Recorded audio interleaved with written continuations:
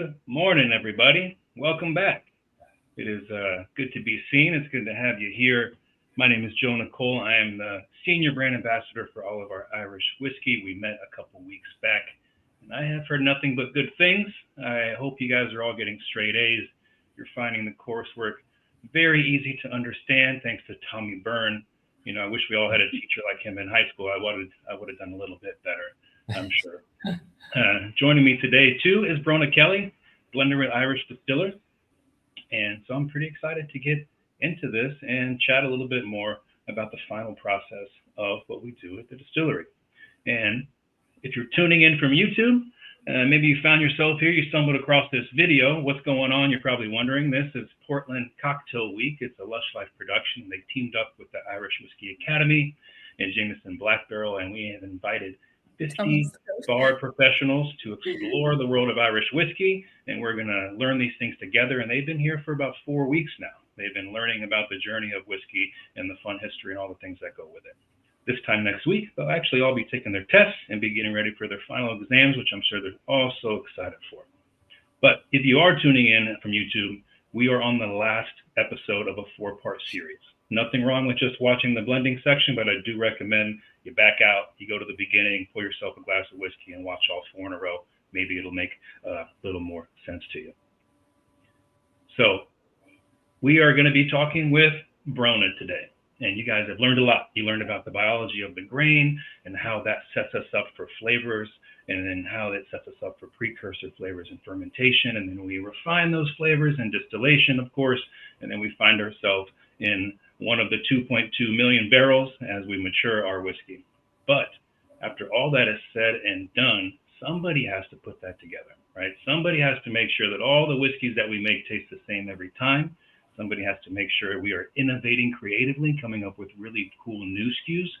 And somebody has to come up with the math and the numbers on projections so that we can drink good whiskey for years to come. It is an unsung hero of a job at a distillery, and it is called the blender. And before I let Brona take it away and talk more about that, and Tommy Byrne is here too to talk a little bit as well. There's 4 things that we have to do like we do usually, guys. We got to hop on there. You got to like us on Facebook. You'll see it pop up on the screen. So subscribe to the YouTube channel, of course. Follow us on Instagram. And of course, you guys have been a great cohort. You talk a lot. You ask a lot of good questions. Let's keep that energy up. Put cool questions in the chat. We'll get to them at the end, or maybe I'll answer them along the way if I can. Also kind of shows us that you're here. You're paying attention. We'll mark you as present, give you some good credit. But without further ado, let's get back into it. Last class of the cohort, guys. Good luck. Pay attention. Get ready to study your butts off. And here we go. Take it away, Brona. Hello, how are you? My name is Brona Kelly, and I am one of the blenders here in Irish Distillers. I'm delighted to be here this evening. It's probably the morning with yous, and I'm looking forward to any questions that you have. But to start off, I am just going to flip the slide onto the first slide. Okay, so I'm part of a team of 4. So Dave McCabe is the chief blender in Irish Distillers, and I work alongside Deirdre O'Carroll and myself. We are blenders. As you can see here, I am the newest member of the team. I have joined the blending team the last couple of years.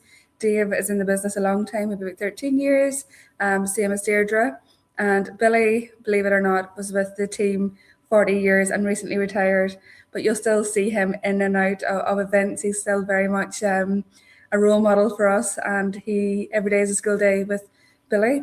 So that's a quick recap of the faces who is in the blending team in Irish Distillers. So what is the role of a blender? So my role as a blender is I work across our 6 whiskey brands. So we have Jameson, Redbreast, Middleton Very Rare, the Spot range, Powers, and the innovative brand, which is Method and Madness. I'm very lucky I get to work across all of the brands. Each brand has its own heritage, its own story, its own formulas, its own taste profiles. So every day for me is different. And it's fantastic to get to work on all of these brands and again, to innovate on these brands. A big part of my job is to ensure the flavors are consistent batch on batch via sample requests. So I'll show you an example of a sample request as we go through this. Another part of my job is to liaise with our cask suppliers.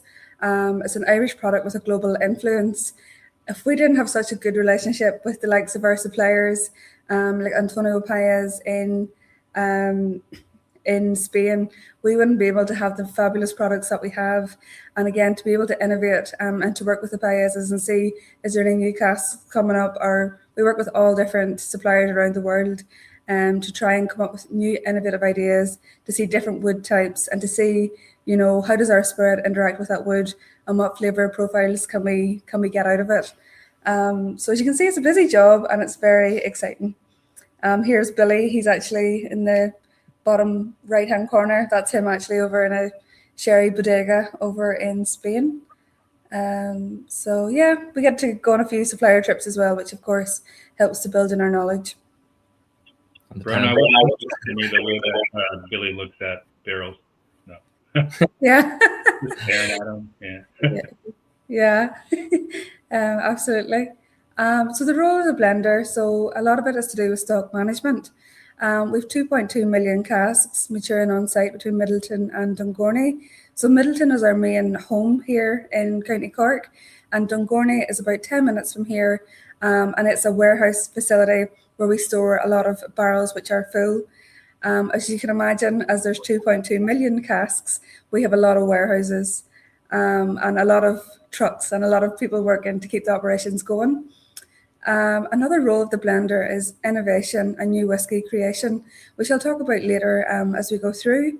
A lot of tastings and education with customers. We also have to do a lot of planning for the future and filling strategies. So a lot of my time today, I was looking at all the different casks that have come in over the seas to see what has come in. So the likes of Madeira drums come in today. There was port butts come in today. So my job is to see what liquid has to go into those casks for the future. So I look at the forecasting for years to come and see what do I need to fill them casks with. So in say 27 years, I have enough single pot still in port for Redbreast 27, for example. So as you can imagine, a lot of my job is actually Excel, numbers. I've always a calculator close by. So there is a lovely glamorous side to it. But again, a lot of my day-to-day job is a lot of cask planning, a lot of strategy, and a lot of laying down stocks for the future. I also manage sensory training across Irish distillers. So we have a large sensory panel in Midleton. There's about 60 people on it. So every year they have to be retrained or they do triangle tests. So basically what happens here is you could be given 3 samples. So you could have 2 Redbreasts and a Jameson. And you have to pick out which one is the odd sample. So we do a lot of training like that to try and teach people how to pick up different notes and to see if they can spot the odd one out.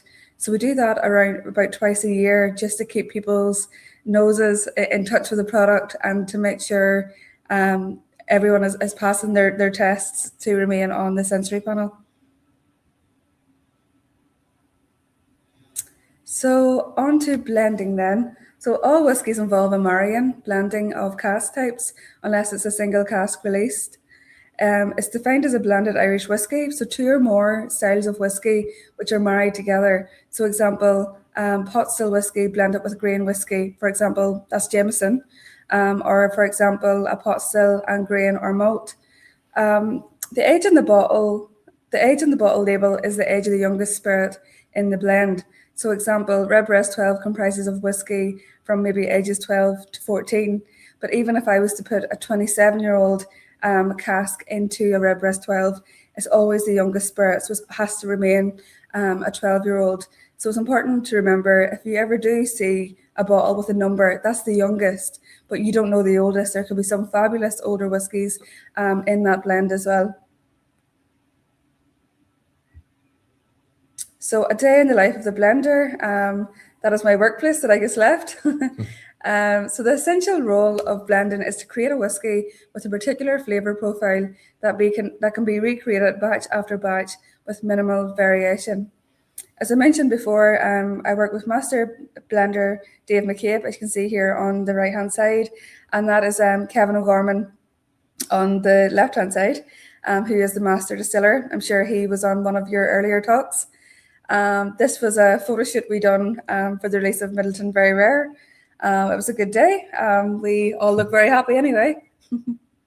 Taste of Middleton, of course. Taste of Middleton. How could you not?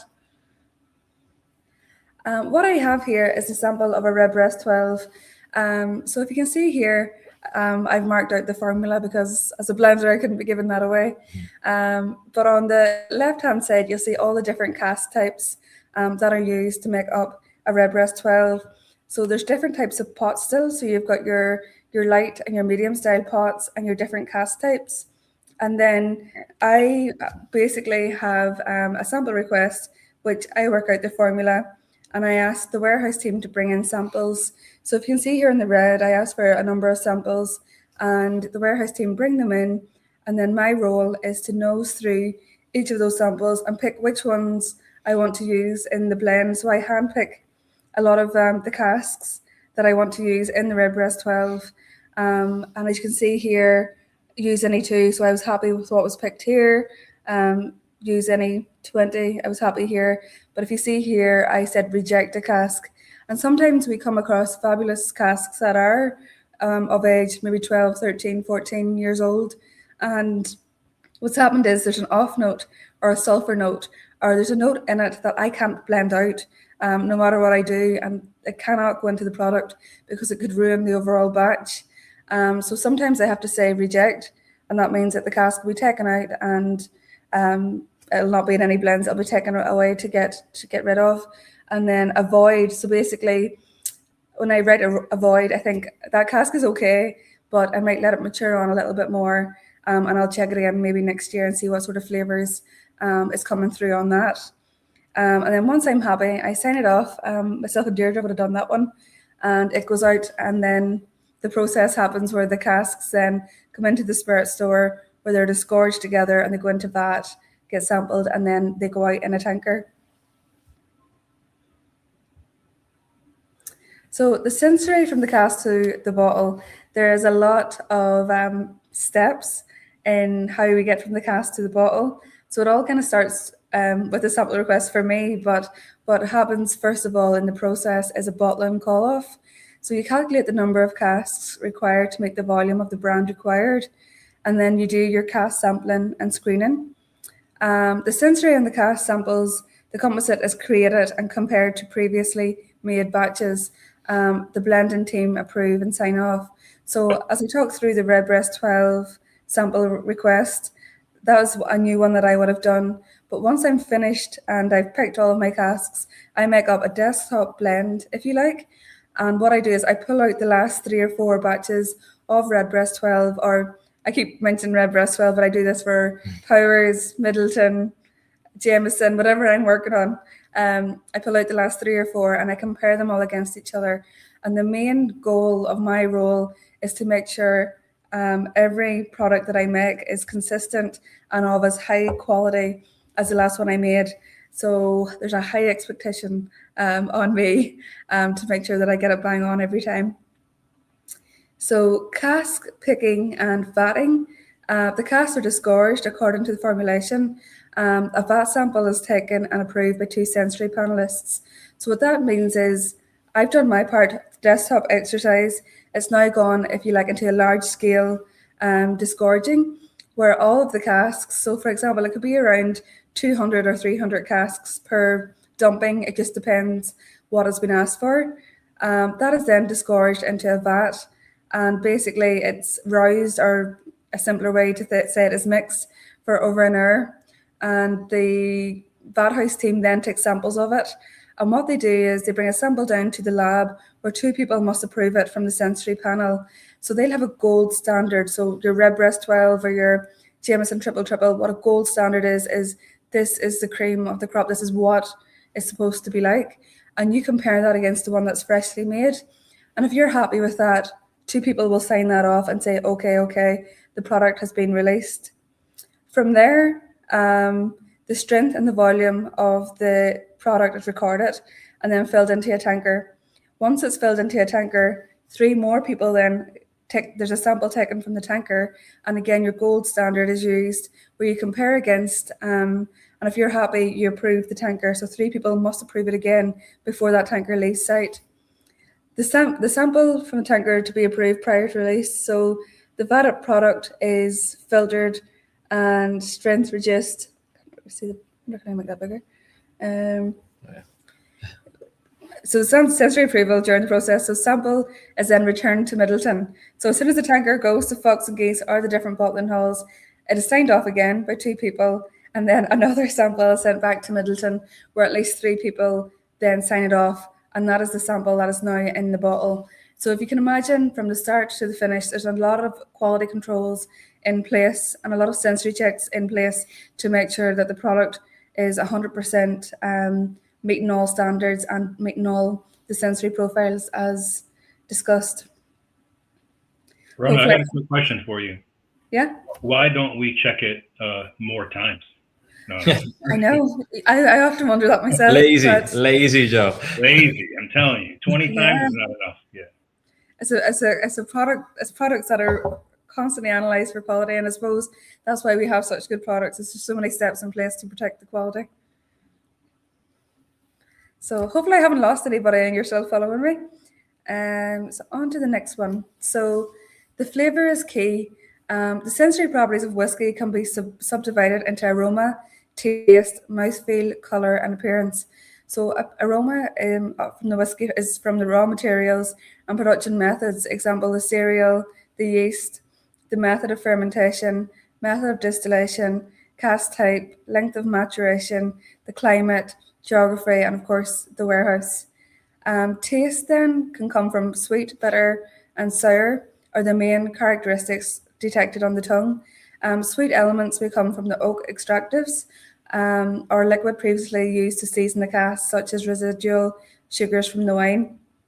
A bitter taste can come from tannins found in the oak, and sour may be derived from acids in the whiskey, which would only occur should the whiskey be produced from an infected fermentation, possibly. Mouthfeel, again, such as smoother, spicy, mouth coating, astringent. A lot of that can come from the mouthfeel, and definitely for our single pot still, we would attribute that to a lot of our unmalted barley, which is used in the mash bill for a single pot still, which I'm sure plenty of people have talked about before I've mentioned it here. Visual, so colour can tell you a lot in terms of cask influence, but not its age. So what I mean by that is that you could have a virgin oak cask, so it's never held whiskey before, and you could put a whiskey in there and it's 3 or 4 years old. Because it's so rich in tannins and it's such a dark colour, your whiskey can be a really deep colour, but it's actually quite a young age. So you may think it's older than what it is, but it was actually the role of a virgin barrel. That's what it does. It's very giving and gives a lot of flavour. So visual is a big part. But again, for me, it's not everything. It's the taste, the mouthfeel. It's all of these elements which actually come together to give you the overall flavour. So sensory analysis. So why do we carry out sensory evaluation?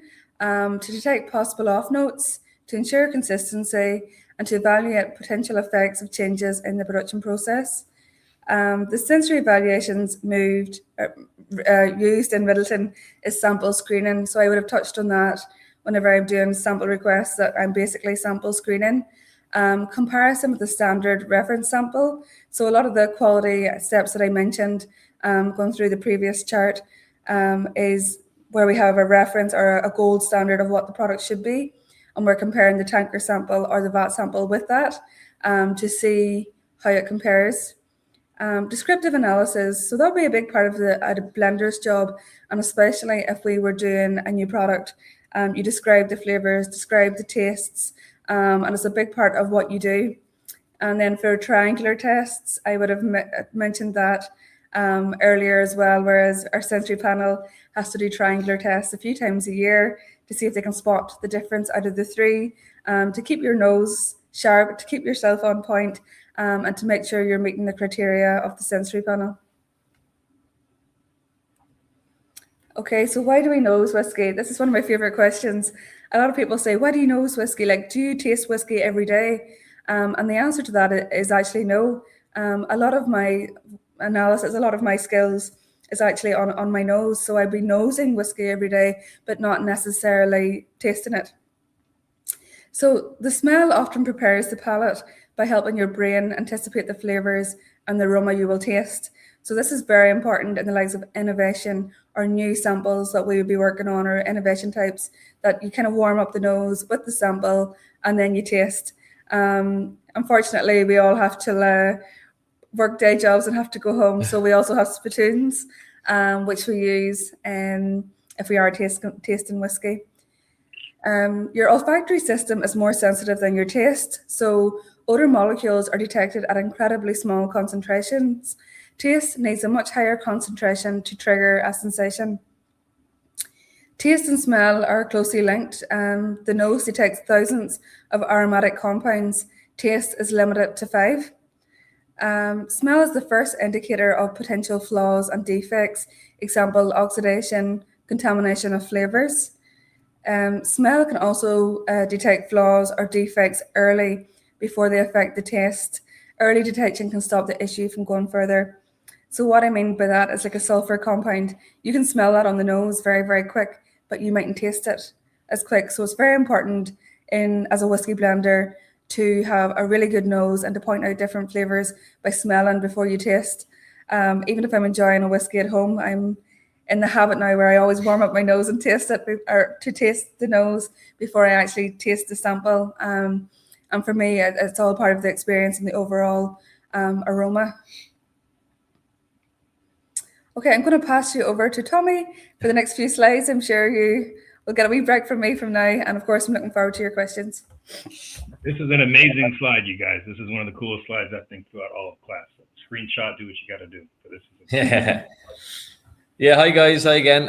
I'm just going to pop in briefly, and I'll pop in again at the end just to give Brona a break. I love this slide as well, Joe, because I think this is a good way of kind of driving home, how can Middleton Distillery produce, 6 different brands, and then when you break them down further to all the different bottlings, I get it here when people visit here, they're kind of skeptical, can a Jameson really be that different than a Redbreast or, one of the other brands? I think this slide really kind of drives home like the possibilities here and the permutations that, could come together based on what Brona and the blenders are doing. So I suppose as a bit of a recap of kind of what we've covered up to this point, essentially we're making 2 styles of whiskey day to day, pot still and grain. And then we talked about in Kevin's class, occasionally over the years, we would be making little bits of malt. But if we focus on the 2 main ones, the pot still and the grain whiskey, we know straight away, you've got 2 very different styles of whiskey. Pot still being, quite full bodied, quite aromatic, maybe a bit spicy, a bit silky. The grain whiskey then, typically being a little bit lighter, more delicate, maybe a little bit floral. But then I suppose in that kind of masterclass, then we went deep on, where the distiller's role comes in then is to break it down even further. We talked about all the heads and tails cuts, different techniques on the stills to produce even sub varieties then of each spirit style. Talked about how on the pots, Kevin can make kind of light, medium, heavy styles of spirit. On the column stills, when it comes to the grain whiskey, kind of 2 typical styles on the main columns. And then Kevin talked about the small batch, kind of slightly sweeter, more full-bodied style on the Barry Crockett Stillhouse columns. So straight away there, you've got variation within the spirits. And then we won't even get into the micro distillery. I know we've kind of touched on that or mentioned it a few times over the weeks. The micro distillery then is breaking the mold even further. We've done even some double distill stuff down there. So we're going to keep it simple today. We'll stick to what we've been talking about all along. Triple distilled, but in the micro distillery, we've gone even further with distillation innovation. So let's say we've got 3 pot still spirits, 3 grain spirits. So straight away there's 6 different kind of flavor possibilities. Then of course we need to fill them into casks. Now last week we talked about how the grain whiskey typically is going into the bourbon barrels. Pot still whiskey, it's quite full bodied. It can hold its own really in any cask type. So the possibilities there are almost endless. So you can see on the list, we touched on these last week. The American barrels, giving you kind of the sweet vanilla, caramel, toffee. The sherry butts giving you the kind of, dried fruits, nuts. The port pipes, maybe more dark fruits. And then so on and so forth. Malaga, Madeira, Marsala. We've mentioned, beer, the wine casks, all the non-oak casks. We're at about 150 different cask variants that we've had in the warehouses. So like that alone, I think I mentioned last week, like Middleton is held up as having probably the best wood management program of any distillery in the world. So just the flavor potential from the casks is crazy. Again, oak, non-oak, the seasoning, did it hold the liquid before here? That's going to shine through. Then another way we have a bit more flexibility, like we've mentioned a few times, we're not restricted to one use on the cask. So the cask could come in virgin, and think of that kind of tea bag analogy. That's going to give you a huge amount of flavor influence. Then we'll use it once, twice, 3 times, and then sticking with that tea bag analogy, each subsequent use, then slightly less of the cask influence, and then that's going to allow the spirit character to come through a little bit more. So it's a balance of those. And then of course the years, or the length of time the spirit's in the cask, it's going to be taking on flavor, aroma, color. It's going to be mellowing out. So like if you can imagine like what we call like a component, and those of you in the cohort of 50, tomorrow we're going to be doing kind of a bit of a deconstructed Jameson Black Barrel tasting. So you've basically got 3 components there. So let's say we've got some of our small batch grain whiskey in a bourbon barrel. So that's going to have some nice kind of butterscotch, caramel, vanilla kind of sweet character. Let's say that's one component. We're not going to taste every single component of Black Barrel because we can't give you the secret blend. Like Brona said, we have to kind of keep that somewhat secret, but also we couldn't ship you out 14 different components because Jameson Black Barrel is 14 different components. So Brona, she's understating her role here. It's very complex. It's very, very detailed. There's a lot going on there. So imagine that whiskey alone has 14 different components. Think about just looking at that graph there, the amount of permutations. There's literally billions of possible combinations of spirit and cask and age. And then when you're mixing all these different components together, it's kind of mind blowing, really. So, Brona, whose idea was that? Who when you guys were hanging out at the table, who went, what we should do? A 14 cask whiskey. Sounds like a Dave thing. No. Yeah, it's definitely one of the most complex blends that we do, but just to get the flavor components right, we felt 14 was the one. But I must say, our warehouse team loves whenever we send out sample requests for that one because they could be going to about 20 different warehouses. So they're delighted every time I send that one out. So I think that was just me just giving Brona a break there. I'll be back at the end to talk a bit about bottling, but obviously if there's any questions or anything, fire them out, but if not, back to you, Brona. Perfect. Joe, do we have any questions so far, or will we keep going?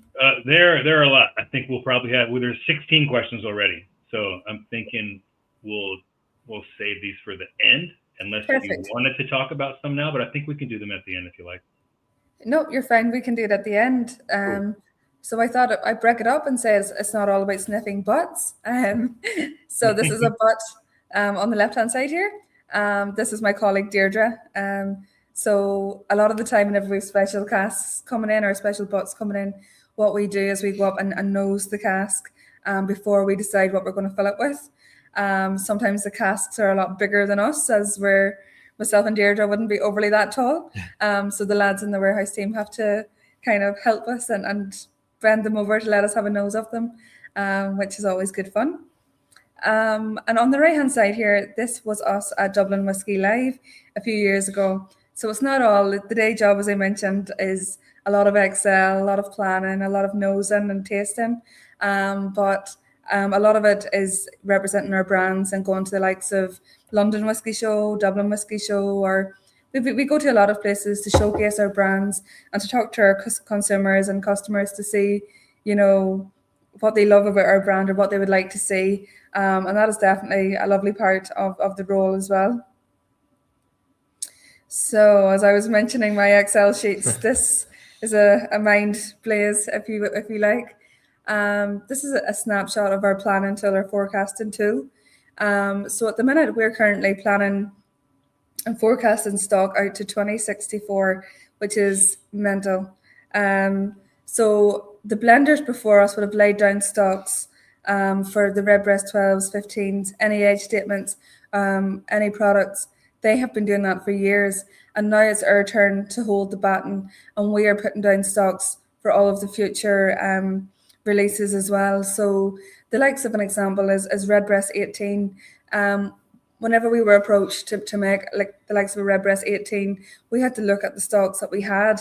And if it wasn't for the likes of some clever people putting single pot still into cream sherry about 18 to 20 years ago, like we wouldn't have had that to innovate with, to have a Redbreast 18, to have a different flavour profile to add in. So a lot of our job is preparing for the future, forecasting, looking for the sales year ahead or the next few years ahead, to make sure that we have all the right casks, we've ordered the right number of casks, and again that we have the right spirit in the right cask to match the formula. If say in 5 years time we need X amount of Redbreast or X amount of Jameson Black Barrel, that we have all the stock ready there to use in the right proportions and to make the products. So as I mentioned, this is the less glamorous side, an awful lot of Excel planning. I spent a lot of my day today planning out Jameson as well, and it's actually a very exciting part of the job. If you love numbers and you love sort of making plans, it's definitely part of the job that I actually really enjoy. It doesn't look very glamorous there, but once you get into it, it's very exciting and very good to be making plans to make sure that we definitely have the products available for the future. I think that is the fun part of the job. Now, if someone pulls 100 barrels, is it in live time? Do your sheets react in live time, so you always see kind of where the numbers are when people pull barrels? Yeah. So every morning there's like a stock take done on the filling casks. So basically any empty casks that are available every morning, the operations team update that. So I know every time I go in to look at the empty casks, I know what's available. Again, I can run reports on the system to see what casks have been dumped. So it is in real time. You can always run reports to see where you stand at any point. But yeah, it's a very good system. We'd be lost without it. Yeah. I touched on it before as well, but some cask supplier visits that we've done. So here is the lads in Paez, Antonio Paez. Maybe about once a year, Dave or myself or Kevin, we try to get out to visit our suppliers over in Spain, just to see how they're getting on with our making new casks and making sure, we visit a few sherry houses and see how our product and how the sherry is performing. So we're mainly focusing on sherry if we go to Spain. And again, in America, we'd be looking at the bourbon casks just to make sure that the quality is as expected. On the top left-hand side here, that's me at Chateau Montelena. You might know in the spot range, we have a Chateau Montelena green spot. It's a very cool vineyard. I actually popped in there on my honeymoon a few years ago, and I had a great experience there. So cask supplier visits are definitely very important. Number one, to build relationships. Number two, for innovation. And number three, to ensure the consistency and the quality of our products are being met. Innovation, again, I've mentioned before. So blending is the perfect intersection between tradition, science, and art. So I'm sure a few of you are familiar with Jameson Triple Triple Chestnut. That is the main big one that I worked on the last couple of years. It seems to be going down really well, which we're delighted to see. But there's an awful lot of work that goes in behind the scenes before you get to the final product. So what I'm talking about is prototypes. We could have had loads of different prototypes, dialing up the chestnut flavor, dialing up the smoothness, trying to get that across, putting it out to sensory panels. So a lot of that is a project. We call that like a project work, which can go on for a long time before the product actually reaches the shelf. And it takes a lot of us, to mastermind, to come up with new ideas. And we're very blessed that we have a great team of distillers, blenders, and people who just genuinely love whiskey in Irish distillers who come together to be able to make fabulous products like this. Another one is Redbreast PX, but some of you might be familiar. The last one we worked on was actually Redbreast Muscatel, which came out this year. Again, it's fantastic to be able to work on a product. Like, we worked on the seasoning wine, looked at the casks coming in, filled the casks a few years ago, and to see it go from the very, very start to the end product is amazing, and it will always be one of my favorite parts of the role, is to see something right through from the start to the end. So that is a very exciting part of the role. We're always innovating, always trying to come up with new, bright ideas, which again keeps us on our toes.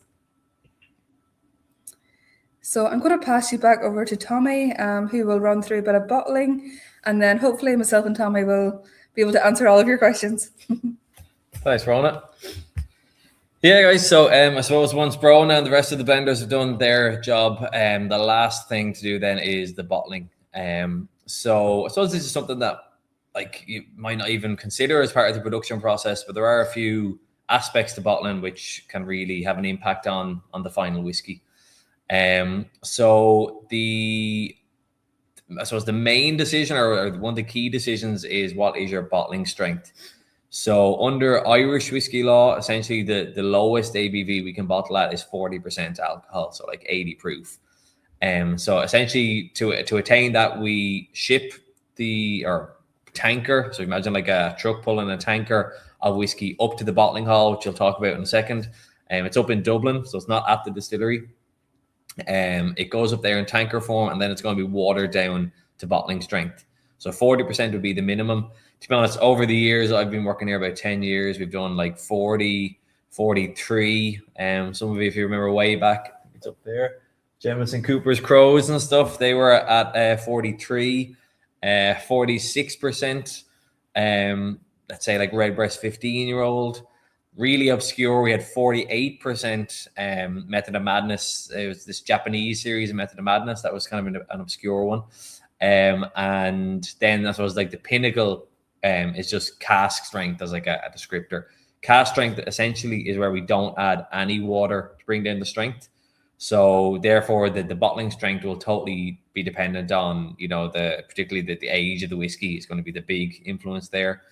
And we talked last week about how once the whiskey is in the cask, all the good stuff's happening, flavor, aroma, color, and all that kind of stuff is being taken into the liquid, but we are losing through evaporation. And what I suppose is a point of difference between maybe what typically happens in America, I think we touched on it last week, is that obviously the volume drops in kind of any country that's maturing whiskey. But in the States, what some of you guys might have come across is that the ABV will actually go up over time because you get a lot of water evaporating, whereas in the Irish climate, we see alcohol evaporating. So our volume drops in cask, but the ABV drops as well. So let's say we're bottling the pot still spirit, it's gone into the cask at like 63.4. When it comes to bottling, if we're talking about, say, like a Redbreast 12 cask strength, that could be down to 58%, maybe 57, 58, somewhere around that ballpark, because the volume has dropped, but the actual ABV is dropped because it's mostly alcohol evaporating. So really, like, there's so much options for the bottling strength. We've got the minimum, but there's I suppose various influences on what we decide to bottle the whiskey at. It'll be kind of the target demographic or drinker. I suppose if it's at 40%, everyone can enjoy the whiskey. It's very palatable. Whereas a non-whiskey drinker, if they try cask strength whiskey, it might seem quite intense on the palate. So we have to be very clear. The label has to state the bottling strength. And yeah, some people love it at cask strength. Some people prefer it a little bit lower. There's no right or wrong here, but you tend to find with like the super and the ultra premium whiskeys, they're probably the kind of 46% and up, I suppose, is kind of typical. So bottling strength is important. Another thing that happens at the bottling hall, which you might have seen on bottles and might have wondered what it is. You might see on a bottle it says non-chill filtered. So chill filtration is something that does happen at the bottling hall. This is essentially where we chill the whiskey down in the bottling plant. We're going to take it down to at least kind of 2 degrees Celsius. And what happens then is when the whiskey's chilled, all the proteins kind of clump together almost. So the whiskey can look kind of cloudy. And if you can imagine, if we didn't do this in the bottling hall, just imagine you're in a cold climate. Let's say you're up in, I don't know, Minnesota or somewhere, and you're in the middle of winter, it's cold. The whiskey, this could naturally happen in the cold, and you've got kind of cloudy looking whiskey, and it might not look too tempting. You might think there's something wrong. So it's basically to kind of avoid that issue. We don't want any kind of consumers thinking there's something wrong with the whiskey and maybe complaining or sending it back. So we artificially do that at the bottling hall. We then run the chilled whiskey through a cellulose filter, and that strips out some of those amino acids and proteins. And that way you're reducing the possibility of that happening in market. So when that whiskey goes to, let's say, whatever country around the world, it's not going to go cloudy when it's chilled. Even if it's poured on ice, it's not going to go cloudy. So non-chill filtered means we haven't done that. And I suppose this is another one of these things. It's kind of, people have different opinions on it. Some people think chill filtration has an influence on the flavor and the mouthfeel. Other people don't. It's kind of more a subjective thing. What I can say is that, like, if the whiskey's at 46% alcohol, we don't need to chill filter. The alcohol content is high enough that you're not going to get the formation of this kind of cloudiness. So if it's 46% and up, we definitely don't need to chill filter, and it will say that on the bottle. So it's kind of one of these things you might see in the bottle, might wonder what it is. That's what chill filtering or non-chill filtered means. So we're going to water it down. We're going to chill filter it if required. And this all happens in our main bottling plant. So I'm going to show a video of this in a second. Fox and Geese, it's a funny name. That is just a part of Dublin City, kind of on what was the outskirts of Dublin City. It's actually a pretty old bottling hall. So this was originally the Powers Whiskey bottling hall. So if you remember right the way back to the first week, we talked about how the three distilleries merged. Powers and Jameson were from Dublin, and Middleton Distillery, where we are here now. So the two Dublin distilleries essentially closed and all operations were moved to Cork, but we kept the Powers bottling plant. I suppose there's a few different reasons behind that. We didn't want all the labor, all the jobs to be lost out of Dublin. So we did keep, the bottling related jobs up there. Also, most of the whiskey gets shipped out of Dublin port. That's the kind of main port. So it's more economical to tanker the whiskey up from Middleton Distillery in bulk, water it down. So you're, creating more volume, bottling it there, and then it's only a few miles from the port. So it's more economical that way as well. But it's a really impressive bottling plant. Again, I'm going to show you a video in a second. We can do about 10 million case equivalents a year. So each case, these are 9-liter cases, or how kind of sales are calculated. So a case equivalent is like 12 of our standard bottles. So that's like, 120 million odd bottles. It's a busy bottling plant, constantly upgrading. There's 4 key lines now. They're doing all the different variants. So 700 ml is like the standard bottle you'd see in Ireland and in the EU. So they can do like 200 of those in a minute. So it's really impressive. But yeah, constantly being upgraded, I suppose. We do have to get a bit of help. I suppose this is one of the side effects of such massive growth in the brands. The whiskeys have been growing so fast, and the bottling hall couldn't really keep up there for a while. So we still do get a bit of contract bottling done. This is more for the other brands really outside of Jameson. If you're thinking like the likes of your Middleton Dargailocks, maybe like your Red Spots, these kind of more limited production, smaller volume, instead of having to shut down one of our lines and change all the labeling machines and everything that's involved in the process, we outsource this to third-party bottlers. There's one in Waterford, which is actually only about an hour down the road from here. That's like the main one that we use. But mostly it's happening up in Fox and Geese. So we're going to watch a video of this, and I don't know if we can lower the audio, but if not, don't worry. It sounds very theatrical. Yeah, thanks, Brittany. So yeah, there's a few different stages of bottling. Basically, when the bottles are delivered, we actually flush them or wash them out with whiskey. There could be a bit of dust, inside the bottle, maybe just as it's being shipped. So it gets flushed out with whiskey. Then it's going to get filled with the actual, products. In this case, obviously, it's Jameson we're looking at here.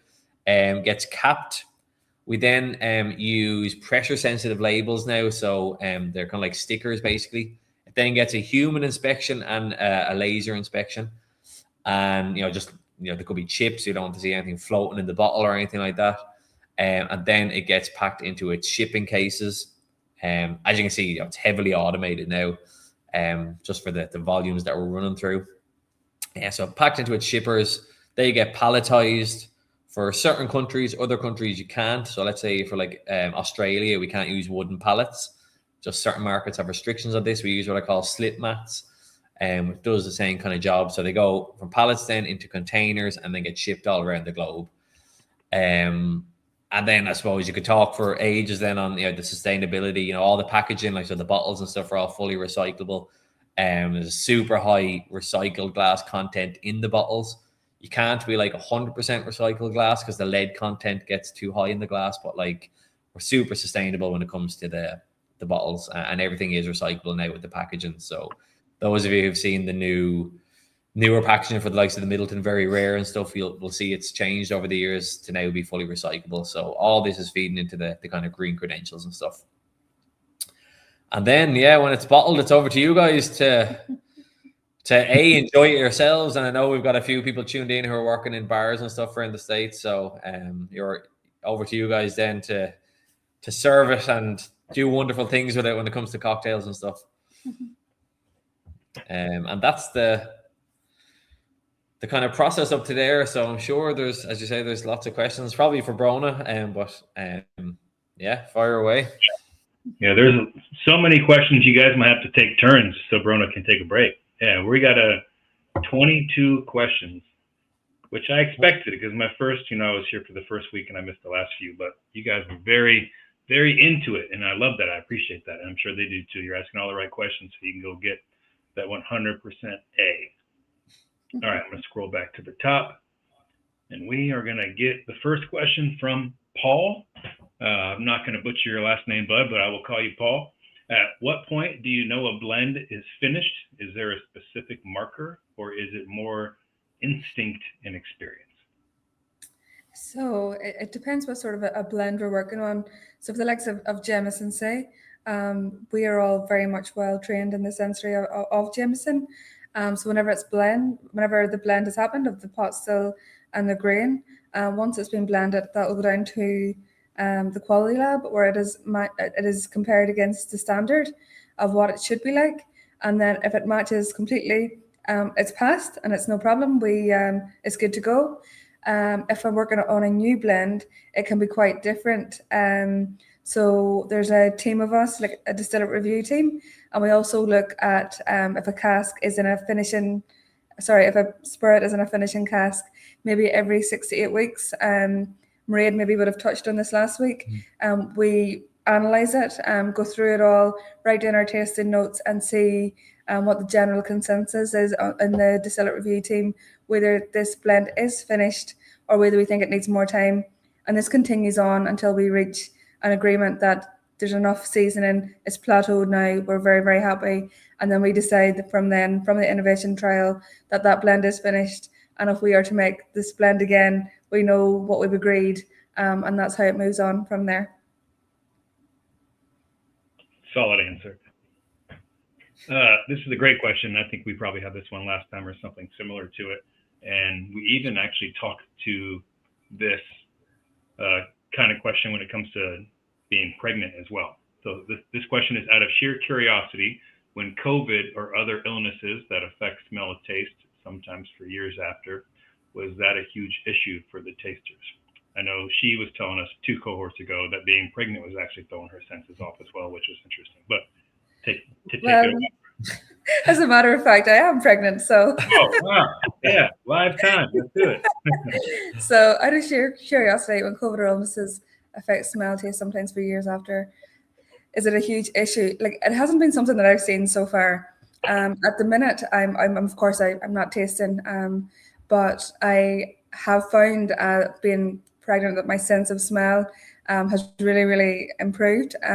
So I'm really picking up a lot of different notes and a lot of more small nuances of different flavors than what I would have before. So I will be hoping that this stays with me. Mm-hmm. But for taste, like, we have a large panel. There's a small distillate review team. There's about 10 to 12 highly trained people. If we're working on new products or working on anything new at all, there's about 10 to 12 of us. So there's always people with really good noses and really good sense of smell and taste that we can rely on. Although COVID and other illnesses, I've never seen it in my time here. There's definitely. Oh no, we have a little frozen thing. I don't know if you guys can hear me. We have frozen on your side. Or if Brittany, you can hear me, we can fix it. Sorry guys, we'll get this in 1 second.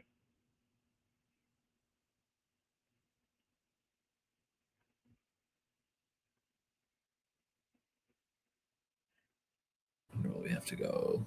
Hey. Oh, we're back. We're back. We're back. Sorry guys, that was I think the Wi-Fi issue. Cool.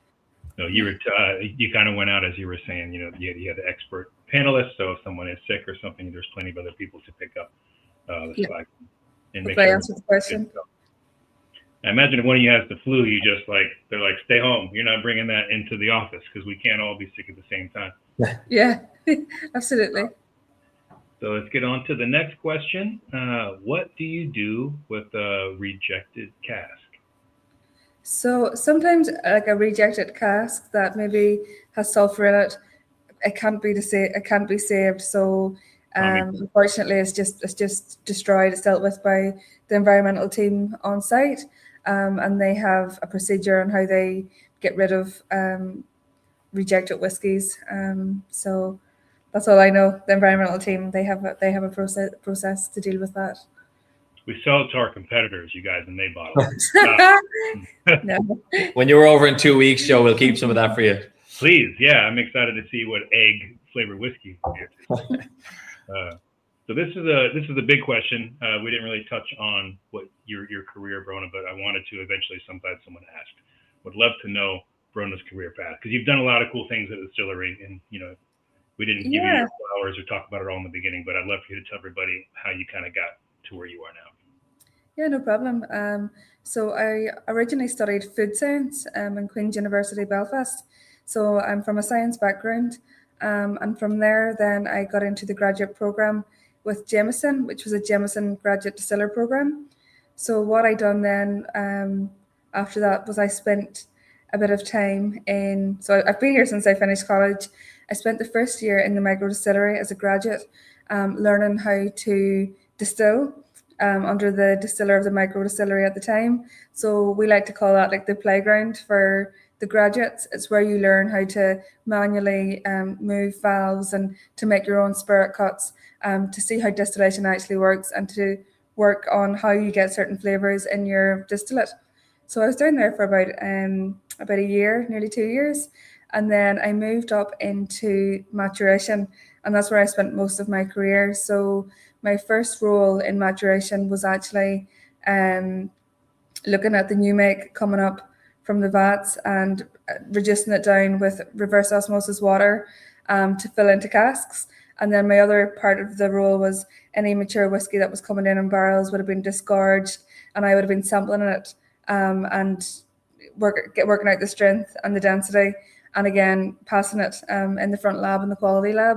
From there, then I moved into operations. I spent a lot of time in operations, looking at filling and emptying casks, a lot of work on innovation, working with different wood types. And then I was very lucky, a job come up in the blending lab, and that's where I've been for the last 2 or 3 years. But for me, the biggest part of my career, of how I suppose I got into blending, was I've been part of the sensory panel since I first joined Irish Distillers, and definitely working on my nose. And by doing those tests every year, I started to realize that I could pick up different notes. So yeah, that's how I ended up where I am. Everybody gets into whiskey in different ways, but awesome. You say you got lucky. That's very humble. It sounds like you were kind of destined to do it. I love behind me, I'd say. Yeah, Michael Jordan was born to play basketball, and you were born to sniff butts, as they say. You do a great job. This sets me up. I didn't even see the next question. Do you have a favorite product to smell? Tommy, I'll let you answer. Yeah. Ooh, that is a favorite product to smell. I love like some of the non-oak casks on the nose. Just, I mean, I love obviously everything we do here, and like have some go-tos if I'm having a whiskey to sip on. But just for some of the really interesting stuff on the nose, the chestnut, I think, like the Method of Madness French chestnut, I think is up there for me. Or if I'm really treating myself, I think the nose on a Redbreast 27-year-old is just stunning. The whole thing is stunning, but as something that's kind of unique and out there, and like if I have visitors or if I'm hosting someone at the distillery, I love giving them the chestnut one to nose, because more than likely they haven't nosed anything like it before. So yeah, that's mine. So I love the Amberana one too. That was really neat that we got to smell a couple months ago. Yeah, it's really different. Barrett's a big fan of that one. He loves that one. Different, yeah, really wild. All right, this next one comes from Haley. She says, "What's something your sensory panel consistently catches that analytically methods still struggle to measure correctly or get right, like the human versus the machine, I guess here?" What I would say for that one is actually sulfur. So sulfur can be, some people are really good at smelling sulfur, they automatically pick it up, and some people can't. But I just know, like, I'm definitely not a chemical expert in any way, but I know that certain sulfur compounds can be picked up and some can't. Some of them are just volatile on the nose. So for me, that's the one that comes to mind for me. It's definitely, you can know sulfur, but it doesn't always show up in a test. But I'm sure there's plenty more compounds like that, but I'm just probably not an expert in that area. We'll keep going to the next one. This question is, what happens if the blend isn't approved along the way after the cask picking and vatting stage? Does that ever happen where you get to the end and you're like, wait a second? No.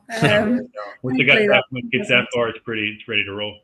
Yeah, it's passed through a lot of stages before it gets to that point. So whenever I make the desktop blend, I'm approving it, and then it goes down into the vatting, and then it's approved by 3 more people. So I'd like to think between the stage between me and the vatting team that it will be picked up on, and that I have time to tweak it and to fix it if it's not approved. But thankfully, I haven't seen that happening, which is a good thing. You know, I've never heard the term desktop blend. I think that's a cool name for a one-off bottle.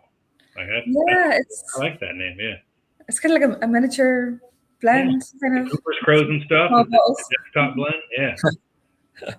This next one comes from May again. So, how many people total? Is it 3 different people every time? This goes back to, I think, when you were talking about the checkpoints along the way, the different people. Oh yeah, no. So how many people in total? I think I calculated at one time. It's maybe from the very start to the very end. It could be 16 people will have signed off on the sample, from a new make sample right through till the very end bottle sample. It's 3. Is it 3 different people every time? Not necessarily. So we have about 60 people on the sensory panel. If you are consistently nosing in the lab and you're passing all your sensory tests, anyone can pass off. But one thing I will say is I can't go in and pass off twice. So a lot of the time it is 3 different people. Yeah. But they may have looked at it as a new make maybe 4 or 5 years ago. So you could see someone's name 4 or 5 years ago for the likes of a Jameson, and then see their name again 4 or 5 years later. But it's just you're on the sensory panel, you're trained, and it's part of your daily job, I suppose. Hopefully that answers the question. No, I think so. I'm going to ask this next one, and then I got to run. My dog is freaking out. I got a package, and then I'll be right back. I got to go sign for it. But I'll let you elaborate on this, and I'll be back in a spliff. Are there any times where you guys are at a stalemate? What happens if you guys don't really agree with with what's happening with the desktop blend? I'll let you answer that, and I'll be right back. Yeah. What does stalemate mean? Like where you say if you don't all agree that it's right, or okay. Yeah, of course. Like every team sitting around a table, we're not always thumbs up. So what happens if you don't agree with its consistency? So normally a few of us would look at it, and if we're not happy with the consistency, we'll tweak it then. For a lot of new products, you could have 3 to 4 prototypes before you actually agree on one. And if you agree on 2 of the prototypes, you might take it on to the next stage, and you're always trying to tweak it to get it down to the final prototype. But as I mentioned, there's key stakeholders who make the final decision. So your master blender, your master distiller, and again, there's a few people there who would hold the main, keys of what is correct, and they would have the more knowledge, I would say. So we always would come to an agreement eventually, but we might just have to keep working on a product or reformulating until we're all very happy with how it's turned out. But normally it's a general consensus at the end that everyone's very happy with the consistency. We repeat that, please? I missed. This one comes from Tyler. Could you touch on which flavor profile from a sample request would lead you to reject a cask, and which would lead to an avoid marker? Obviously, we have the sulfur is the big one, but could you touch on it? Or sometimes a cask, it could be a really old wine cask that's really musty, or it has like a damp nose coming through, or it's just sometimes it's spoiled. Could be a number of reasons, maybe the likes of the yeast from fermentations gone through. It just hasn't behaved well with the wood, and you would reject it.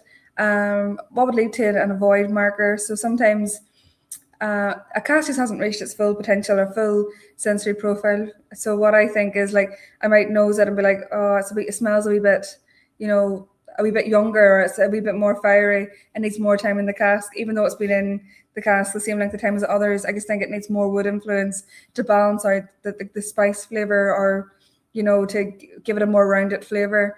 So for me, an avoid is revisit it in 6 months to a year, and to see how it's coming on, and comparing against other casks that were filled around a similar time. Yeah. So sometimes it might smell or taste off now, but there's still hope for that cask if you let it sit a little bit longer. Yeah, absolutely. Yeah. This next question is similar to that one too. We're kind of getting into sulfur seems to be the answer for a few of these.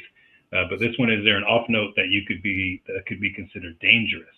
Do you remember an off note that was just outright offensive right away? Sure. Yeah, I wouldn't say dangerous. No, like dangerous isn't a word I would probably say, but an off note that was just outright offensive right away. Sometimes sulfur, like a really sulfured cask, can smell quite like off eggs, or eggs that have gone off. But what I will say is, like, we don't see as many sulfur casks nowadays, because since the early 2000s, a lot of our wine casks that were coming over were sulfur treated. So basically they would have been treated with a sulfur candle, and a lot of the sulfur from the candle would have been in the barrel, and then we would have filled it with our new make, and that's how the sulfur would come through. But ever since the early 2000s, it's been agreed between ourselves and our suppliers that we don't use sulfur candles anymore. So basically we ship the wine casks, or any fortified wine casks, during the winter months. So there's no need to be worried about microbial infection or anything like that there in the cask, because it's quite a cool climate here in Ireland. So very rarely do you actually pick up on a sulfur cask nowadays, because they stopped using sulfur candles a long time ago here in the distillery. I can't help but think about, like, if you go back in time and you just got your paycheck and go to the store and you get yourself a bottle of whiskey, and before rules and regulations and the advancement of science, if you got home and that whiskey was like an eggy whiskey, and you just had to drink it because you worried about it. Well, hopefully our quality process would have stopped that getting ever out to the thing. Quality control is a wonderful creation. Yeah. This is a good question. I think I asked you this last time. How do you warm up your sensory before starting your day? Do you got any? Someone in here said nasal yoga. So what's your nasal yoga? Oh, that's very good. I like that one. So for me, like, everyone is different. The three of us who work in the lab are very different. I know Dave and Deirdre are very much, they love early morning sampling. They're fresh in the head, before breakfast or before lunch. They're very happy to get into it. Drinking. Whereas me, like, I definitely need a coffee to try and wake myself up, and I take a couple of hours to myself, do a lot of planning. And for me, probably the early afternoon works really well for me, because I feel like I'm in my flow, if you like, and I'm able to pick up the different notes in the whiskies. Sometimes I find myself, like, if I'm looking at whiskies one day and I can't get into the rhythm of it, what I might do is just park it, work on planning, work on different areas, and then come back to it the next day. Sometimes you kind of have to give yourself that space to be like, come back to it. Oh no. Sorry guys, the Wi-Fi at the distillery is tripping out on us today.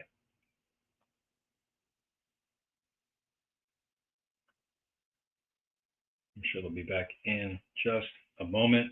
We only have about 15 questions left. We'll get through it so you guys can get to your day. Oh, are we back? And you're back. There we go. Yeah. Hello. Cool. You're back.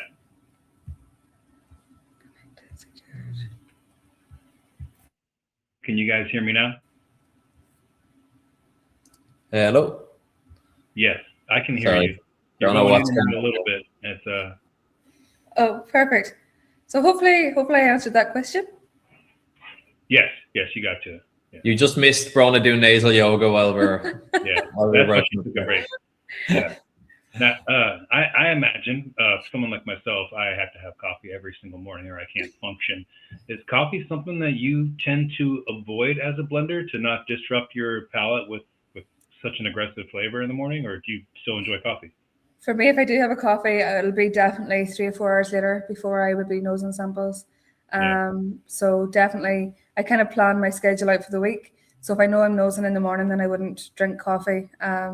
So again, I always know what's ahead of me of the week. So it's about planning my schedule and working out, when am I doing sensory this week, and planning ahead. That's what the most important thing would be there. Sounds be like careful with curries and stuff, don't you? You do, yeah. Okay, this next question comes from Paul. How small of a change in a component can you actually detect in the final blend, and how do you train for that level of sensitivity? Okay, so yeah, like you're trained off against the standard of your component, so you know what your standard is, and you're nosing against that. So it depends. Normally, sometimes you can detect a small change, or sometimes you can't. But there's always a parameter. So as I say, there's a gold standard of what the product should be like. That's your gold standard, and then there's parameters around that.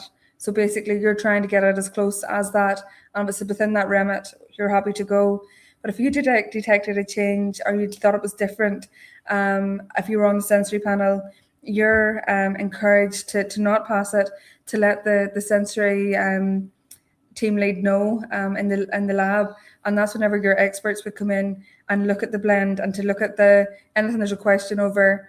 We're always on call to go down and double check the whiskey, and then a decision is made at that time within the expert panel what we're going to do if there is a slight change or if something is slightly different. This question is, how do you get selected to be on the blending sensory team? I'm sure as you have not heard her illustrious career path, it definitely takes some time. It is a coveted role. But do you have to pass the nasal Olympics? No. I wish. So basically, you show your interest. So if you want to be on the sensory panel, or you want to go on to the training, there's a training session that's done. So the training is done by the blenders. So basically, we work with an outside company called Flavor Active, and they've picked out the main 14 different notes that are in whiskey. So the likes of floral. If you were in Scotland, there'd be peaty, but there's like floral, fruity, apple, orchard. There's loads of different flavor profiles, and basically the common little like tubes of like it's nearly like crystals that you can put into and spike the whiskey. So basically, what I do is I train people off in the different notes. So I take whiskey at around 20%. I have little capsules of crystals. I know which note each one is. And basically, I train people off on that, let them try and work out what it is. And the biggest way I find to teach people to remember the smell is like, if I said to you, so I'm trying to get them to smell clove, but I'm like, think of bacon spices or think of I don't know, a cake with clove in it. If you create a memory of what that smell is, it comes to you much easier.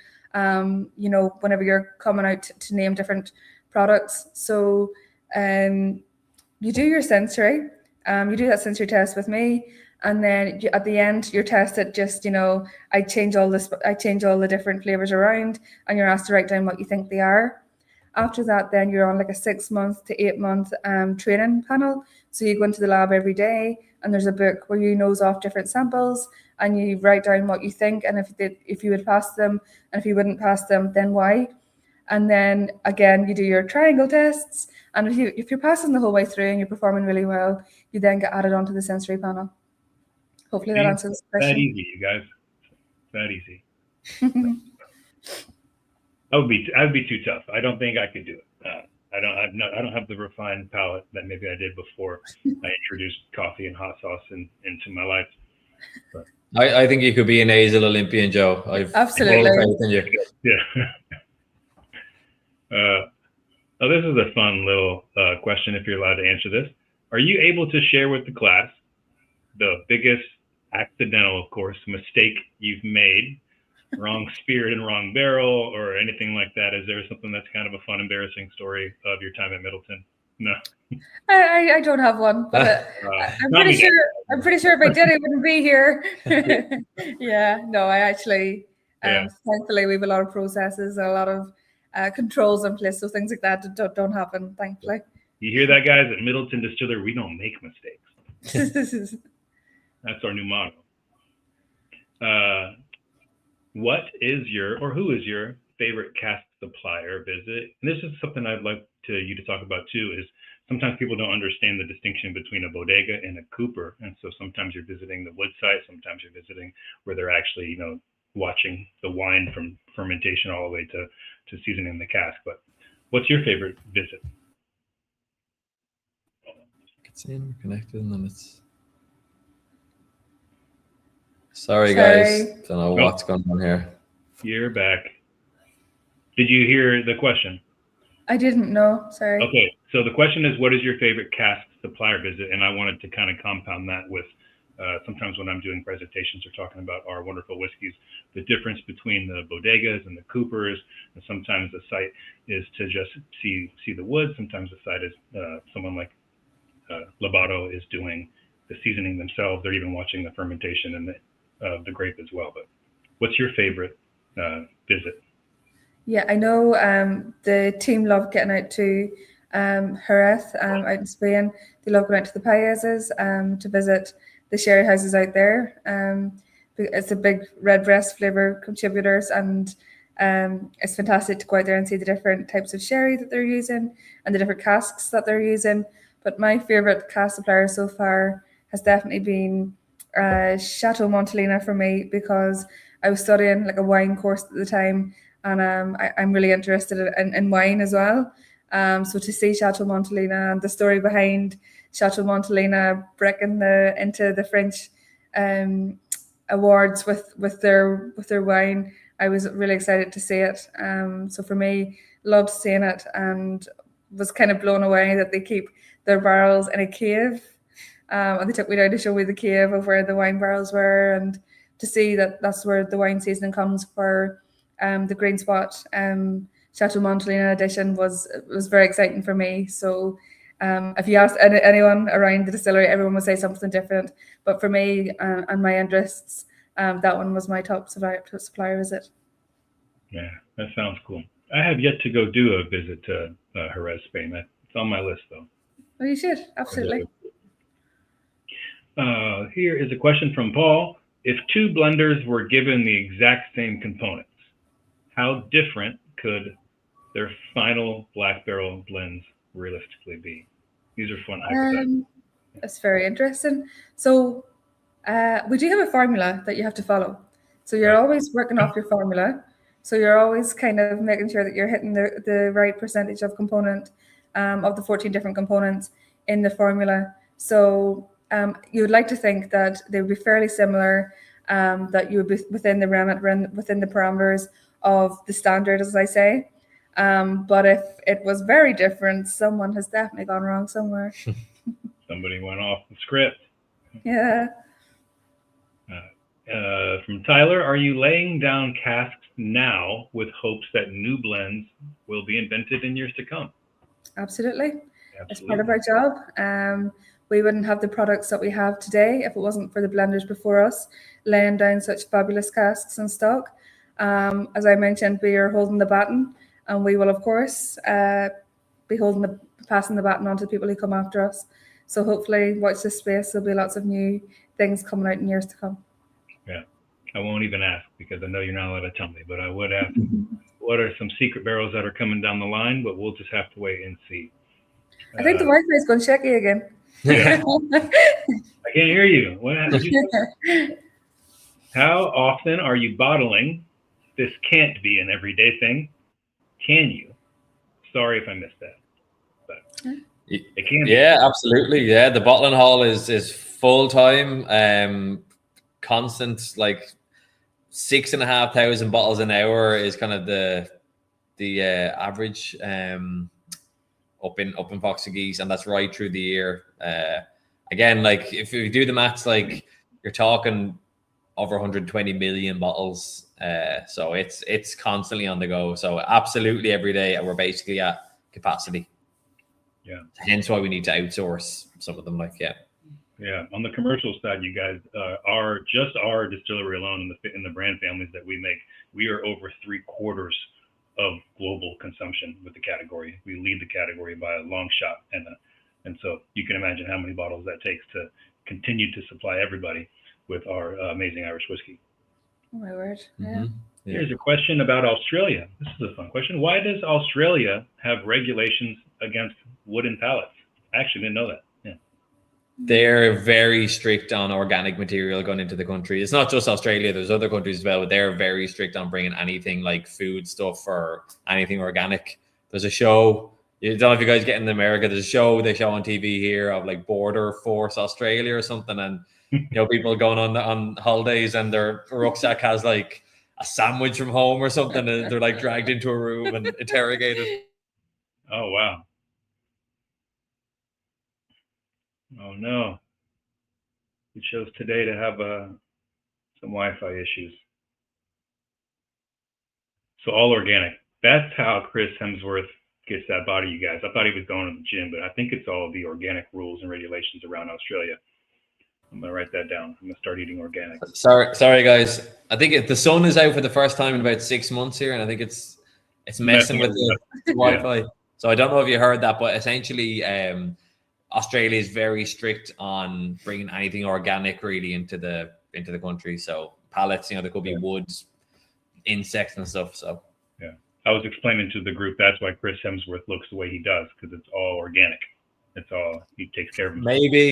Maybe. Just because you're the leader in Irish whiskey, you guys, doesn't mean that your Wi-Fi always works. Okay, you can't get it all. You can't have everything. This next one comes from May again.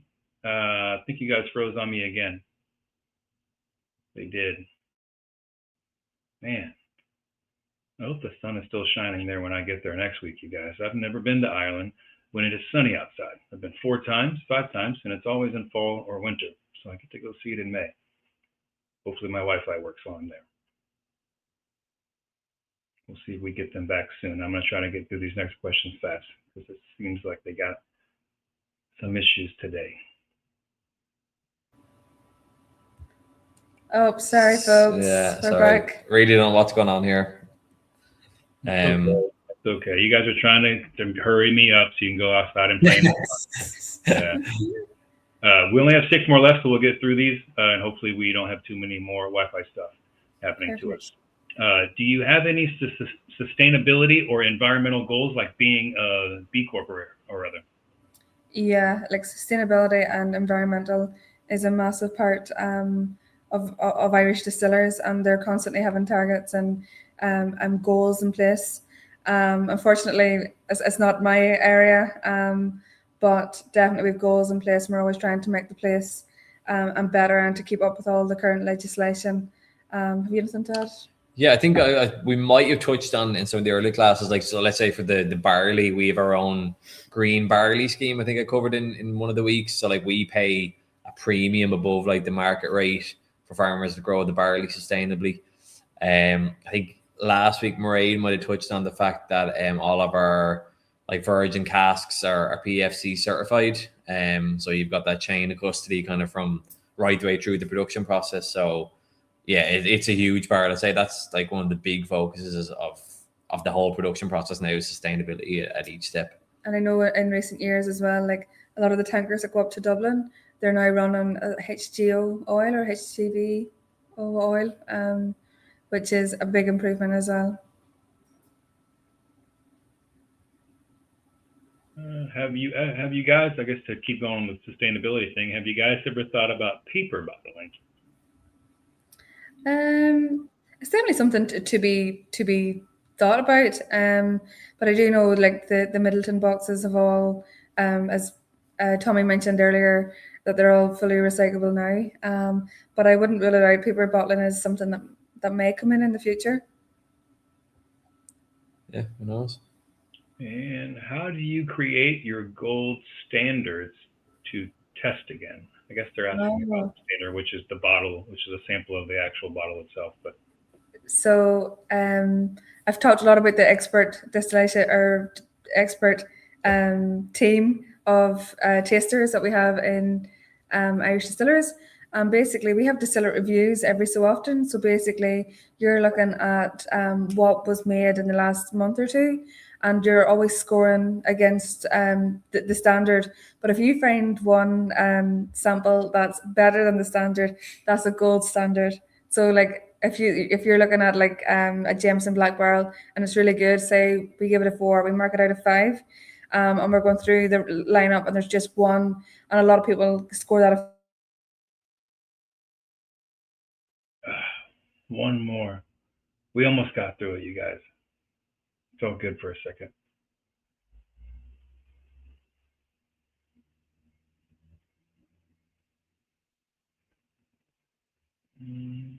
They've been getting it back pretty fast, so hopefully they continue to do so. Sorry, guys. I think Brona has too many Excel files on the server. It's crashing it here. Yeah, it's the graphs. It's the 2064 graph. Yeah. Yeah. So hopefully that answers your question. It's a group census of the if you like, the distiller review team, your expert panelists who pick out fantastic standards for our products, and that's what becomes a gold standard. Awesome. Now, Haley, if you're still with us, I'm trying to understand the question. The first part of the sentence is a little confusing. Maybe you could rewrite it for me. Since you guys are planning for 2064, if there is a brand that Jameson would decide to stop selling at, what point do you guys make that? At what point do you guys make that decision? Is it early on or later, depending on sales? I don't know if there's a typo in that first sentence. I'm trying to understand what you mean by it, but maybe you guys know what you mean. Yeah, like we're constantly planning out for all of our brands currently. But an example would be is we don't know what our new products will be in 10 years time or 15 years time. So again, you're always working ahead with what you know at that time. And if things changes, then you make adjustments as time goes on. Unfortunately, we don't have a crystal ball. So we're trying to work off the knowledge and the forecasts that we have at that time. I hope that answers the question. That's where that inventory comes into play, right? We can react in real time because we have plenty of whiskey to do so. Yep. Where is most of the bottling equipment made? Is it made in Ireland? Is it made in another country? That is a good question, and I don't actually know the answer. I know a lot of our stuff like is somewhat bespoke, but where it's made, I actually don't know, to be honest. Yeah, I'm not sure on that one. Last question, you guys. Are there any restrictions for becoming a blender? For example, someone who smokes cigarettes would have a different palate than someone who doesn't. Do you have any rules, restrictions about what you guys are expected to do? Yeah. So I can only talk from my experience, I suppose. I don't know if there's restrictions in place or not. That's whatever, but there is some rules in place regarding like strong perfumes. So you wouldn't be allowed to wear strong perfumes or drink coffee very close to when you're tasting. Or, you know, if you're just after lunch, it wouldn't be the best time to taste as well. So we do have some guidelines in place here in the distillery on how to, you know, be ready for your sensory tasting. But I don't know if I would say it's restrictions, but there's guidelines from the team that I'm on. None of us are smokers, but I'm not sure how that pans across different distilleries and things like that. But for us, it's definitely the coffee, the strong smells, and just making sure that you're prepared for nosing.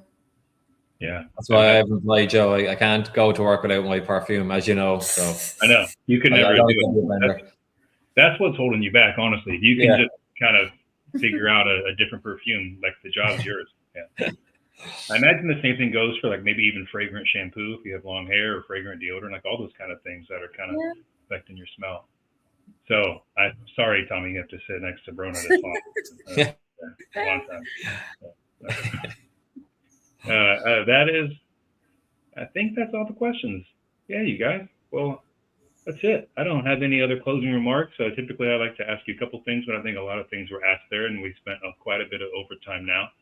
But I think that's it. And I'm excited to see you guys in a week. I'll be there in a week, so pumped to see you in person. Yeah. And all you guys, I know you're paying attention and you're taking notes. And you're going to get straight A's. I just know it. Make it really difficult for Brittany to decide who goes to Ireland. All right, all of you get A's. I would love to see it. And of course, shout outs real quick to you guys. Thank you for doing this as always. You know, you got a busy schedule as we all saw. So thanks for taking some time out to talk to everybody about your role and how we blend whiskey. And Tommy, of course, thank you for your time and dedication for all 5 weeks and all the teaching and time you cut out for these guys. It's very awesome of you, and we appreciate you. Oh, my pleasure. Thanks. Of course. And thank you, Jameson Black Barrel, of course. And thank you, Lush Life. If you've enjoyed these classes, for those of you that are watching and tuning in, if you've enjoyed these classes, please hit the like or the love button. Show some love in the comments as you watch these things. And if you want to see more Portland Cocktail Week classes like this, follow along on Facebook. You can see on your screen now what these links look like, or you can follow along on YouTube. You can also go backwards and watch all these classes too, and some other brands that we've done classes with. They're all available there. And if you want to go on social media, we are PDXCW, Lush Life Productions there. And you can find kind of what's coming up, what's going on there. You know, Portland Cocktail Week isn't too far away. Tails is around the corner. We're about to have some really fun announcements coming up, and I'm excited to share them with you because we are showing up in a fun way this year at Tails. You can find more info on Jameson at Jameson US on Instagram. And I am on Instagram as Make Dram Sure, because I'm a 42-year-old guy who loves emo music, and that is a Taken Back Sunday shout out. You can shoot me a message there too if you want to keep the conversation going. I know some of you folks in Chicago, we're going to meet on Tuesday. We're going to do a final review for you guys. We're going to have a little bit of lunch, get you prepped for that final exam. So make sure you're in that chat. And then for you certification guys who aren't just here viewing, don't forget your quizzes are due today. And do those. Turn them in. Don't have Brittany chasing you guys, texting you, calling you, where's your test at? Get it done. And I'm honored to have been your host. And you guys can see me out in the world. I'll be coming to your cities, doing bartender balls and doing classes and throwing fun events. So don't be a stranger when you see me out there at these moments, and come hang out. I'd love to share a dram with you in person. And good luck.